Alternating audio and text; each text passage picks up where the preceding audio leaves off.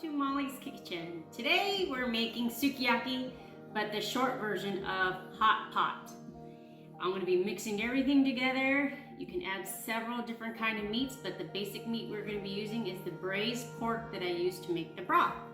And that I cooked overnight in a crock pot, and I will click the link, add the link to it where we made pho broth, same kind of broth.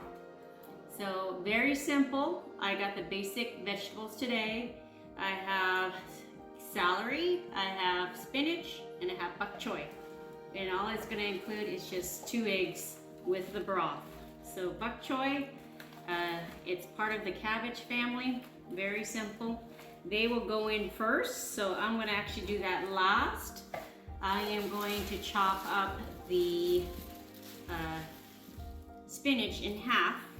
And I'm going to get a little stainless steel pot like this, chop in half, because that's going to go in last because they cook the fastest. So just chop in half. 1 whole head one whole head spinach. And there we go. Then the next one I'm going to cut up is my celery.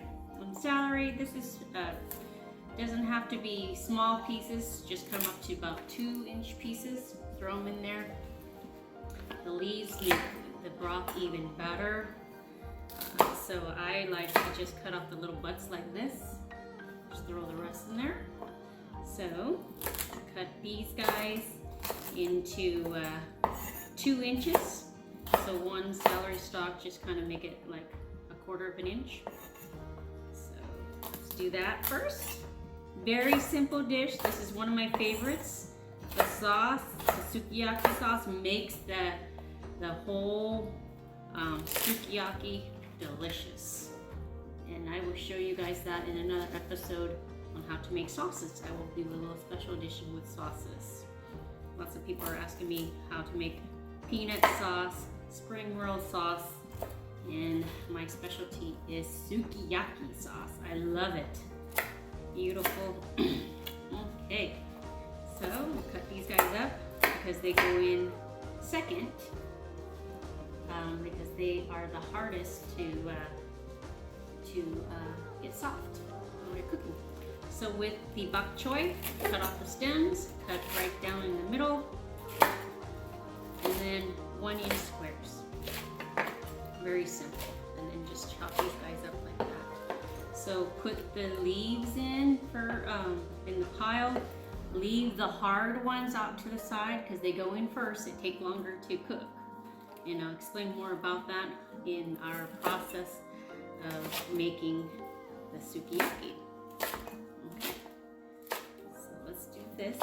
Did you guys miss me? The last 2 episodes I did with just my hands and my voice. So I came back to just having myself in the video, and occasionally I'll do a quick one with just the face. So just like that. And then you want to soak the versamel noodles, and I've already done that. You take some cooking shears and just cut that up here into 2-inch. They go in last because they cook really fast. And the recipe calls for the eggs, 2 eggs. So you put this all in there, and let's go over to the stove. So I have my broth and my braised beef in there already. So bring it to a boil, and then you want to put your white portion of the bok choy because it takes the longest to cook. You can even throw in your celery pieces in there. So what you want to do is stick in the vegetables that takes longer to cook. That way the other vegetables are not overdone and taste like just gross. So I'm throwing in the celery and the bok choy in there. Throw it all in there. Then you're gonna crack in your 2 eggs. So when you see this at hot pots, what they have is they have the broth cooking in the middle of your table, and then they have your meats. You can use any meats you want to: ribeye, shrimp, salmon. They make it all special. So I have the braised pork that I use to cook the broth. I'm gonna let that simmer for a little bit. Okay, so now that we have the hard part of the bok choy cooking really well, we're gonna throw in the rest of the vegetables. Again, the whites, and then this is gonna cook really fast. So we can start throwing in the spinach too. I'm gonna throw in the noodles first because that takes a little longer than the spinach. Just throw that all in there. Stir it. Oop. There goes my spinach.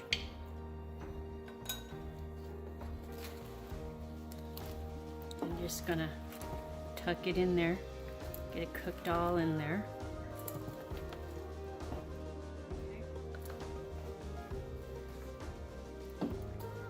This is all it is. This is how you make sukiyaki. That's it. Then you put it in a bowl. Delicious. It's one of my favorites. Super easy. People make sukiyaki, if they know how to make it, after pho, because what are you going to do with the broth if you don't want 2 days worth of pho? See, this is all done. And now we're going to serve it in a bowl. I'm going to show you how to put that all together. You want to put a little bit of cut green onions on top for garnishing. Okay, welcome back. So your sukiyaki bowl is ready to eat, and I hope you guys like this quick and simple recipe of sukiyaki. Please stay tuned, and if you like it, thumbs up for me please, and subscribe. See you next time on Molly's Kitchen.